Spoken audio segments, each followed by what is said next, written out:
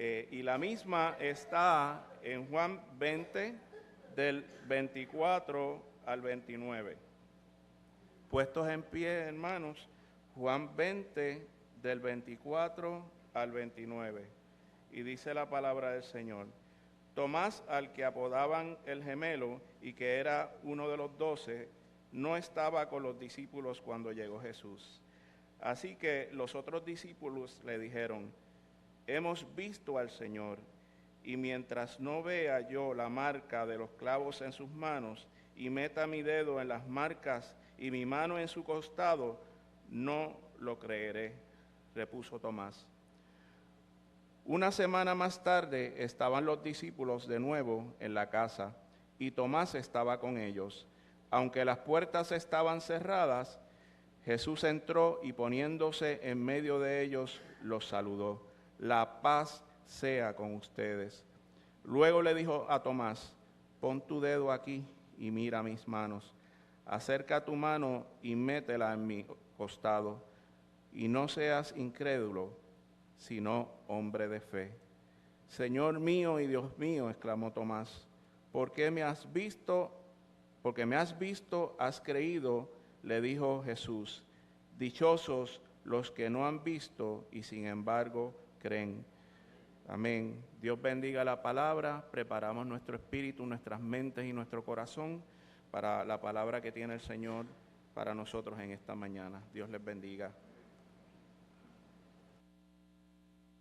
Sí. La niñez en este momento va a sus salones de educación cristiana para recibir la escuela bíblica. Así es que consagramos este espacio para que ellos y ellas puedan pasar.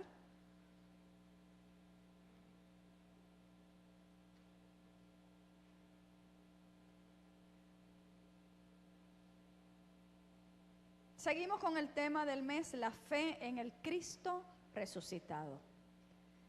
La persona de Tomás, para muchos, es la figura del incrédulo. Pero nos olvidamos, mis amados y amadas, ¿quién es Tomás? Antes de este momento, antes de esta historia, antes de este encuentro y reencuentro, ¿quién es Tomás? Tomás, lo dice ahí, es uno de los 12. Tomás anduvo con Jesús. Tomás estuvo cerca. Tomás fue testigo ocular de milagros, de prodigios, de ejemplo fiel del Señor.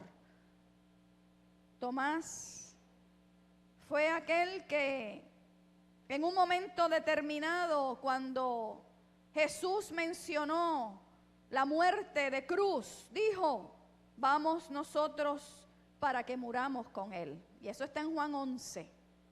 Vamos nosotros para que muramos con Él.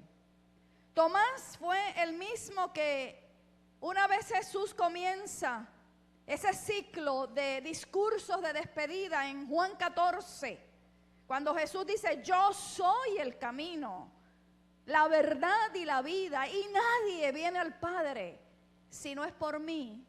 Tomás le pregunta: Señor, no sabemos a dónde vas. ¿Cómo pues vamos a saber el camino? De ese que estamos hablando, hermanos y hermanas. No estamos hablando de gente de esquina. No estamos hablando de personas espectadoras. Estamos hablando de uno que anduvo pegado al Señor. En otras palabras, en este momento Tomás se encuentra en una situación de desventaja. ¿Y por qué yo digo que estaba en una situación de desventaja? Porque si usted lee los versículos anteriores, de los cuales disertamos aquí el jueves pasado y dimos la capacitación bíblica, en esos versículos que anteceden,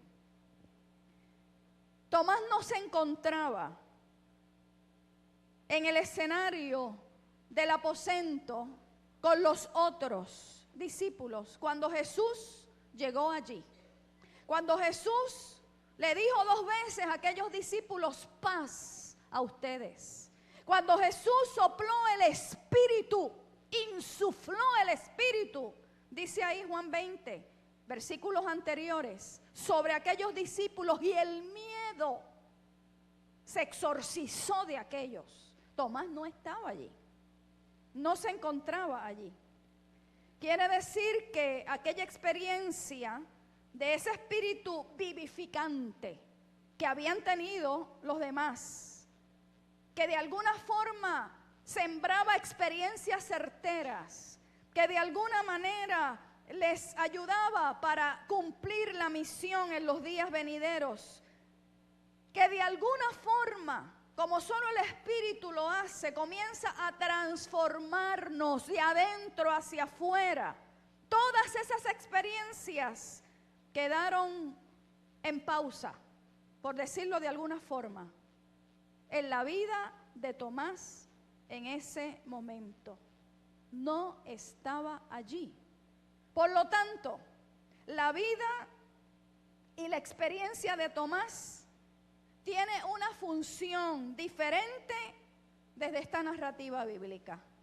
Por lo general nos quedamos en el asunto del Tomás incrédulo, del Tomás que dudó, del Tomás que no creyó, pero tenemos que buscarle otras avenidas a la historia bíblica. Y me parece que es importante hacerlo en este momento. Hace muchos años atrás, muchísimos años atrás, más de 20, el doctor y predicador Cecilio Arrastía, que ya mora en la presencia del Señor, predicó un sermón titulado Los peligros de una ausencia. Y él basó su predicación en esta experiencia de Tomás, que no estuvo allí en el momento que el Señor llegó por primera vez a ese grupo, allí en aquel aposento con las puertas cerradas. Y claro, él trabajó otras vertientes del texto bíblico. Pero yo pensé en ese título, mientras en el día de ayer en la mañana y ya en la noche después del festival de las paellas, que yo espero que todos hayan hecho buena digestión. Yo decía, no nos ha ocurrido a nosotros que debimos estar presentes en alguna ocasión. ¿No le ha ocurrido a usted que usted debió haber estado presente en alguna ocasión o en algún acontecimiento y el no haber estado presente lo ubicó a usted en un escenario de desventaja? Y luego usted mismo, usted misma se habla, porque nosotros nos hablamos nosotros mismos, ¿no? ¿Por qué no hice el esfuerzo de llegar? ¿Por qué no hice el esfuerzo de estar allí? Debí haber llegado, debí haber estado. Sin embargo, no pudimos llegar por alguna razón y nos pesa no haber estado. Hágase ese ejercicio en algún momento o hágalo ahora mismo y a lo mejor vienen imágenes.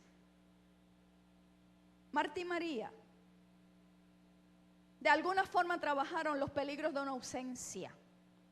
Pensando y cavilando yo en ese título de esa predicación, ¿se acuerdan cuando ellas dijeron, una de ellas dijo y le dijo al Señor como en un fino reproche: si hubieras estado aquí, nuestro hermano Lázaro no hubiese muerto.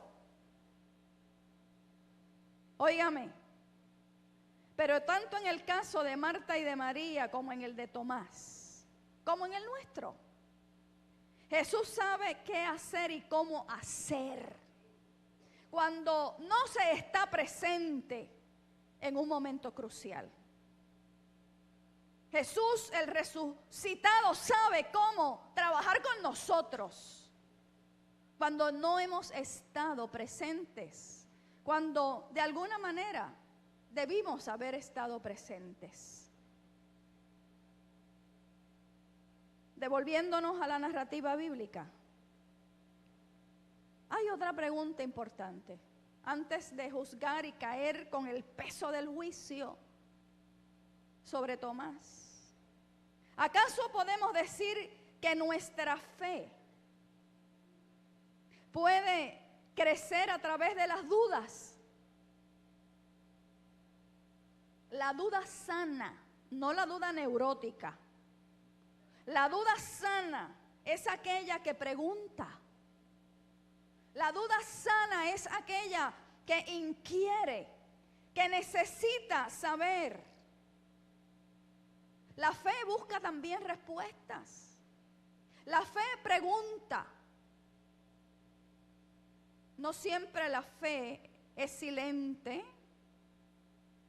Muchas veces la fe hace preguntas. No para ubicarnos en un lugar de cinismo. Esa es la duda neurótica, la que todo lo cuestiona. Y todo lo cuestiona para seguir cuestionando. Y todo lo cuestiona para seguirnos justificando. No, de esa no estoy hablando. Estoy hablando, hermanos y hermanas, de esa duda sana, que de alguna manera nos ayuda a descubrir la forma de acercarnos más a la experiencia auténtica y genuina con el Cristo resucitado. Yo diría en esta mañana que todos y todas tenemos un Tomás por dentro. Que todos y todas llevamos un Tomás o una Tomasa. Y eso es importante tematizarlo. Porque quizá aquí hay gente en esta mañana que está atravesando su crisis de fe. Hay distintas crisis en nuestra vida. Y la crisis de fe puede ser una de ellas. Mire, cuando la experiencia ha sido tan fuerte, cuando la experiencia ha sido traumática, cuando la experiencia ha sido violenta, dudamos que algo bueno pueda retornar a nosotros. En el caso de Tomás, la muerte atroz, inesperada de Jesús imprime en él una inseguridad. Y por eso es que está viviendo lo que está viviendo, como lo está viviendo. ¿Dónde estaba Tomás cuando los otros 10, porque ya Judas no estaba, tuvieron una experiencia con el Jesús resucitado? ¿Dónde estaba? El Evangelio no dice dónde estaba. Los otros, los que tuvieron la experiencia previa, interesantemente, hicieron lo que tenían que hacer. Dieron testimonio de su encuentro con el Cristo resucitado. Pero él no estaba y no fue partícipe de tal experiencia. Y cuando sus colegas, sus amigos, sus condiscípulos le cuentan, a él no les resulta convincente y no les cree. Si no veo las señales dejadas en sus manos por los clavos y meto mi mano en ellas, si no meto mi mano en la herida abierta de su costado, no creeré. Son palabras fuertes, pero son palabras sinceras. Son palabras honestas. Y eso tiene un valor en el camino de la fe. Hay un momento puntual en la travesía espiritual que nuestra fe necesita experiencia. ¿Cuántos dicen amén?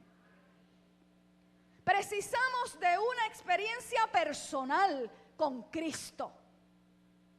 Precisamos de una experiencia de primera mano. Esa experiencia que no es transferible, que es usted y solo usted quien la tiene que tener. Y otros le pueden decir, y otros le pueden contar, y otras personas se pueden acercar a usted. Mira lo que me ha acontecido, mira lo que yo he vivido, y usted se goza. pero no es suficiente para el momento en el que usted se encuentra. Usted necesita una experiencia. Y no necesariamente estoy hablando de la experiencia de conversión, que si hay alguien aquí que la necesita, el resucitado está en medio nuestro en esta hora. Tomás representa a todos los que hemos oído hablar de Jesús, pero no lo hemos visto ocularmente y no lo hemos tocado como lo tocó él. En Tomás podemos ver nuestro deseo de palpar y experimentar a Jesús, el Señor resucitado. Dice Juan en la Reina Valera, y yo quiero que los que tienen la Reina Valera entonces lo miren, porque el versículo 26 dice: 8 días después estaban otra vez sus discípulos dentro. Hay unas versiones como las que Ranfil leyó que dicen una semana después. Pero ahí hay un intervalo de 8 días. 8 días después llegó Jesús nuevamente. Pero ahora sí estaba Tomás. El día octavo remite al mundo de lo infinito. El número 8 en las Sagradas Escrituras simboliza lo infinito, la eternidad. El 8 es el número de la trascendencia. Quiere decir que en ese día octavo, de acuerdo a la narrativa de Juan, la eternidad, escúchalo bien, hermano y hermana, porque estamos en ese día octavo, ¿sabe? La eternidad irrumpe en nuestro tiempo. El mundo divino en el mundo terrenal. Solo si tenemos una experiencia desde ese octavo día de la vida divina en medio de nuestra vida terrenal, podemos, como Tomás, tocar y experimentar al resucitado en medio nuestro. Aunque hayan dudas, aunque hayan atisbos de incertidumbre, aunque esa incertidumbre o esa inseguridad haya querido estacionarse como huésped en esa noche oscura que a lo mejor mucha gente está viviendo, en el día octavo la oscuridad debe quedar atrás en el nombre del Señor. Y Jesús cumple. Fíjense qué interesante y qué maravilloso, qué extraordinario, qué inmenso es nuestro Señor, porque Jesús cumple la petición de Tomás. Jesús cumple con esa petición. Yo tengo que tocarte, yo tengo que meter mi mano en ese costado abierto, cicatrizado o en proceso de... Yo tengo que de alguna manera comprobar, empíricamente yo tengo que de alguna forma acercarme. Y Jesús cumple la petición de Tomás. El modo y la manera que Él quiere encontrar la experiencia de resurrección es esa. Y usted puede decir, es un antojado o es un atrevido. No. Desde su lugar, desde donde Él se encontraba. Desde donde tú te encuentras, a veces tú le solicitas cosas al Señor. ¿Cierto o falso? Y quizás quien te oye o quien te ve dice, pero qué engreído, o qué atrevida, o cómo es posible que esa persona... Bueno, miren, Dios nos conoce. Él sabe. Y en el caso de Tomás, Él mismo lo atrae. Le coloca el dedo en la llaga de sus manos y su mano en el costado. se deja tocar por Tomás. A veces nosotros decimos, Señor, tócame.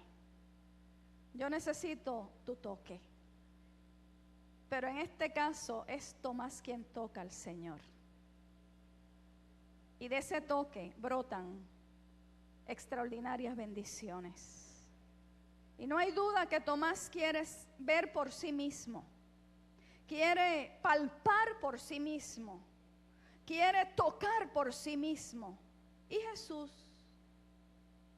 el resucitado, no le niega ese pedido porque, escuche bien, Jesús sabe que es la manera de salvarlo de la incredulidad. Muchas veces el Señor nos concede lo que le estamos pidiendo empíricamente, porque sabe que es la manera de salvarnos de nuestras dudas, de nuestros alejamientos, de nuestras rebeldías. Alabe y bendiga al Señor por eso en esta hora. El hecho de ver y palpar le permite a Tomás el más claro y amoroso reconocimiento que una persona cristiana puede hacerle a Jesús. Porque esto fue en gradación, esto fue por niveles. Y una vez el Señor mismo lo acerca y le permite la experiencia que Él le está pidiendo, a Tomás no le queda de otra que lanzarse de rodillas frente al Maestro y exclamar la confesión más importante: Señor mío y Dios mío. Yo no sé si tú te acuerdas de esos días que tú has tenido que lanzarte de rodillas ante el Señor y decir, Señor mío y Dios mío. Y aunque quizás estás exhalando una frase, una oración de auxilio y de socorro, eso mismo se convierte en confesión poderosa para tu alma y para tu espíritu. No se trata de una confesión en abstracto. Alaba mi alma al Señor. Para Tomás, Jesús se ha convertido por medio de la resurrección en su Señor y en su Dios. Y por supuesto, se ha establecido entre ellos una relación personal. Yo pienso que la inmensa mayoría de nosotros y nosotras tenemos una relación personal con Cristo. Y ahí en ese momento particular se estrecha aún más esa relación personal. Así es que Jesús se deja experimentar no de un modo objetivo, sino de un modo personal. Jesús es tocado y toca. Jesús es amado y ama. Quien llega con esa confesión, Señor mío y Dios mío, ha entendido el mensaje de Jesús para él o para ella. Y quien reconoce en Jesús a su Señor y Dios, ha resucitado a la verdadera vida. Y yo creo que ahí está el meollo de toda esa narrativa. Cada vez más, fíjense, los discípulos también van en un camino ascendente y van adquiriendo una visión más clara de ese camino de fe. Es interesante porque los primeros discípulos le responden, cuando usted lee a Juan los primeros capítulos, usted se va a dar cuenta que esos primeros discípulos le responden con un rabí. Rabí quiere decir maestro. Y esos primeros discípulos se acercan a Jesús y le dicen, rabí, maestro, ¿dónde tú vives? Están intrigados de ese maestro que comienza a dar signos de algo superior, de algo supremo, de algo que cautiva, de algo que toca, de algo que quema el alma. Y le dicen, ¿dónde tú vives? Queremos saber dónde tú vives. Queremos saber quién tú eres, rabí. Y es interesante también que cuando usted se ubica ahí en los primeros capítulos de Juan, hay un Natanael, ¿se acuerdan de Natanael? Que hace un acercamiento muy particular y hace una pregunta un poquito prejuiciada. ¿Y de Nazaret puede salir algo bueno? ¿Se acuerdan de esa estampa? Y el Natanael fue cayendo en tiempo y fue cayendo donde tenía que caer, porque una vez se va dando cuenta frente a quién está, ¿qué es lo que él dice? Rabí, tú eres el Hijo de Dios. Tú eres el Rey de Israel. ¿Cuántas veces en nuestro caminar y en el caminar de mucha gente, desde los balcones nuestros, miramos y tratamos al Señor? Y el Señor en su paciencia y en su amor nos va ubicando donde nos tiene que ubicar. Y entonces comenzamos desde un lugar de humildad a decir: tú eres el Señor, tú eres Dios, tú eres el Cristo, el Hijo del Dios vivo. Alabado y bendecido es Dios por siempre.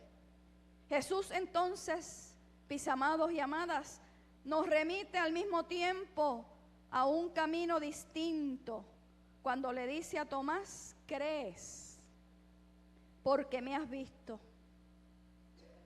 Dichosos, bienaventurados los que no vieron y creyeron. Hermanos y hermanas, algunas veces podemos ver a Jesús en todo y palparlo y tocarlo, pero hay momentos, escuche bien, porque esta es una gran lección también, que no vemos nada. En este camino de fe, no todo es lineal, no todo es una línea ininterrumpida donde nada va a pasar, donde todo va a ser, como dicen allá en Castilla, peaches and cream. Hay momentos, y yo sé que tú has pasado, si es que no estás pasando, donde no se oye nada. Y tú dices: Dios mío, ¿dónde tú estás? No te escucho. Donde no vemos nada, donde no sentimos nada. Pero el que tú no oigas nada, el que tú no veas nada, el que tú no sientas nada, no quiere decir que el Señor no está presente. Él siempre está. A veces nuestros sentidos nos engañan. A veces entramos en espejismos espirituales. Pero Él siempre está. Y parte del camino de la fe también es transitar esos momentos. La fe es para Juan el evangelista una forma más profunda de ver. Nosotros no vemos a Jesús como los testigos oculares, tal como lo describe el Evangelio. Esos testigos oculares, los que anduvieron con Él, pudieron presenciar los signos asombrosos de su ministerio. Pero también tenemos que decir que nosotros presenciamos signos poderosos del Señor. Leemos en la Sagrada Escritura que da testimonio de Cristo, de lo que ellos escribieron, de lo que narraron, de lo que vivieron de primera mano. Pero los signos por sí mismos no conducen a la vida. Hay gente que viene detrás de los panes y los peces. Hay gente que viene detrás del milagro. Y si el milagro no ocurre, nanina. Hay muchos del tiempo de Jesús que presenciaron milagros, que presenciaron prodigios. Sin embargo, dieron 3 pasos atrás. Así es que los signos por sí mismos no conducen a la vida, a la verdadera vida. Y el leerlos nosotros hoy no es suficiente. Solo la fe en el resucitado y una vida que dice Señor mío y Dios mío nos hace partícipes de la realidad divina en el nombre del Señor. Así es que la progresión de la fe y del reconocimiento a Jesús se reconoce en ese Señor mío, en ese posesivo. Mientras los primeros discípulos, ¿se acuerdan que le dije ya? Lo llamaban Rabí. Mientras María Magdalena, de alguna forma, en ese encuentro con el resucitado, le dice Rabuni, mi maestro. Jesús no es solo un rabí más, sino que sobresale de todos los otros rabíes. Ha demostrado con sus palabras, con sus milagros, con sus enseñanzas, con su vida, con su ejemplo, con su entrega, con su servicio, con su muerte y resurrección, que esta María Magdalena lo puede llamar mi maestro. Y ese mí, ese posesivo, indica más que una relación de poder, una relación de cercanía. Mi maestro expresa una relación profunda, una relación que en el griego nos está ubicando en ese tipo de amarre, una relación que ha crecido por las experiencias. Esa relación con Cristo que sigue profundizándose en ti porque sigues teniendo experiencia de vida en tu corazón. Esa relación que se sigue afianzando por los encuentros con Él, por las palabras de Él, por los gestos de ese amor compasivo y perdonador que se ha afianzado por ese respeto que Él nos tiene. Ahora Tomás le está diciendo, Señor mío y Dios mío.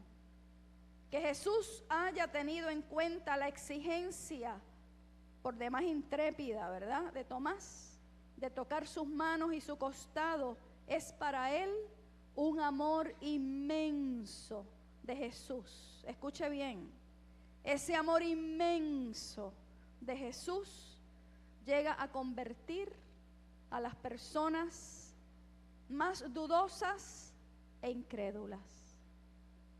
Al corazón más duro, de alguna manera lo toca y lo hace sensible. Si yo te preguntara en esta mañana, ¿cuál es tu reconocimiento de fe personal a partir de la resurrección de Jesús?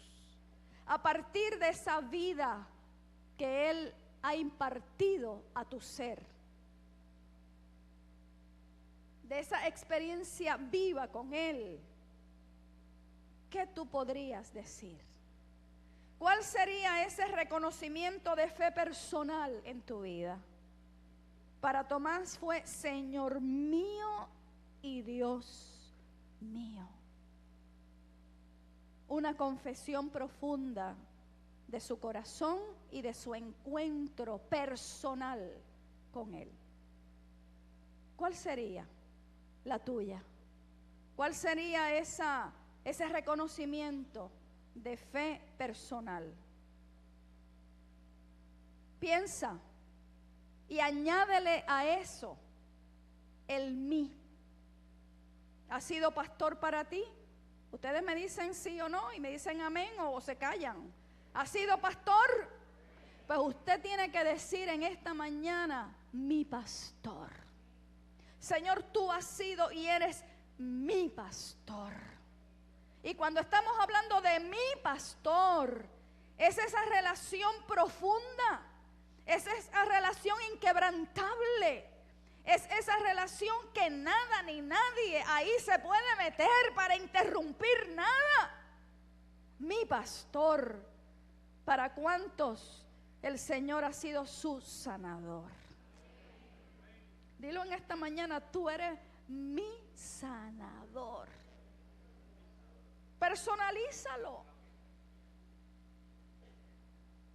Porque ese es el tipo de relación que tienes con el Señor en esta hora. ¿Para cuántos ha sido amparo? Tú tienes que afirmarlo. Señor, tú eres mi amparo y mi fortaleza. Fíjense que el salmista lo tenía clarito. El Señor es mi amparo, mi fortaleza, mi pronto auxilio en la tribulación. ¿Para cuántos el Señor ha sido su mejor amigo? Pero déjame decirte, es amigo, pero es Señor. Amén. Es amigo y es Salvador. Es amigo y es Dios. Porque a veces la gente dice, no, el Señor y yo somos panas. Y como tal lo tratan. No, Él es mi mejor amigo, pero también es mi Señor. Es mi Salvador. Es mi Dios. ¿Para cuántos el Señor ha sido roca?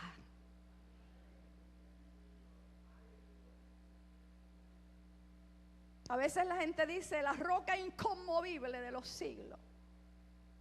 Quizás debemos visitar ese adjetivo, porque inconmovible no es. Él se conmueve. Él es sensible.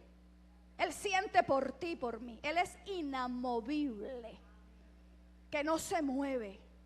Óigame, mi amado y mi amada, en un tiempo cuando todo se torna volátil, cuando todo se torna inseguro, cuando los gobernantes son inconsistentes e inconstantes, cuando las pensiones de alguna manera están en la cuerda floja, cuando el país es impredecible, óigame, decir que Él es nuestra roca, es decir que en Él, aunque todo esté tambaleándose, hay asidero.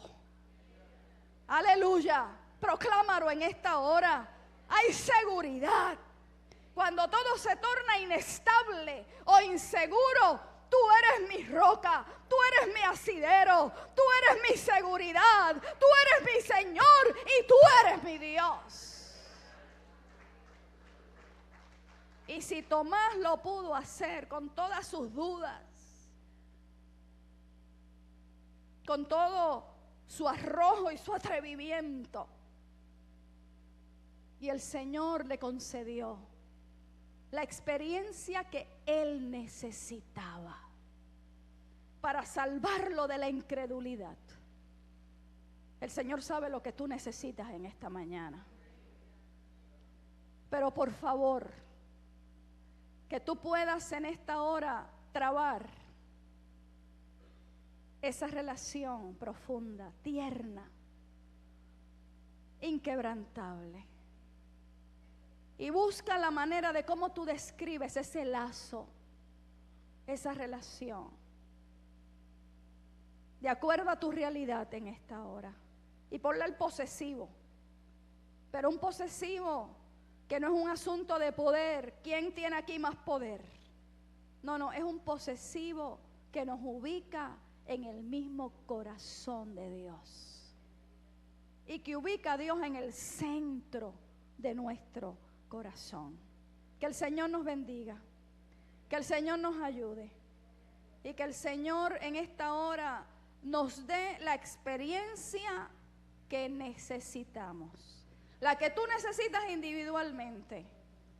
Porque obviamente el trato de Jesús con Tomás fue personal. Fue individual, obviamente que bendijo toda esa comunidad. Pero en esta hora el Señor seguirá haciendo lo que nosotros estamos necesitando. Nos acercamos entonces a la mesa del Señor y nos dejamos dirigir por nuestro hermano Gabriel en el himno de llegada.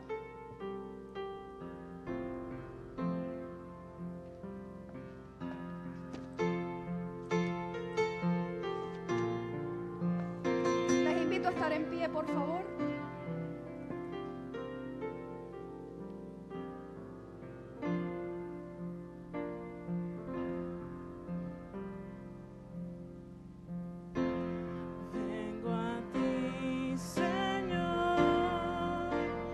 Cámbiame, renuévame.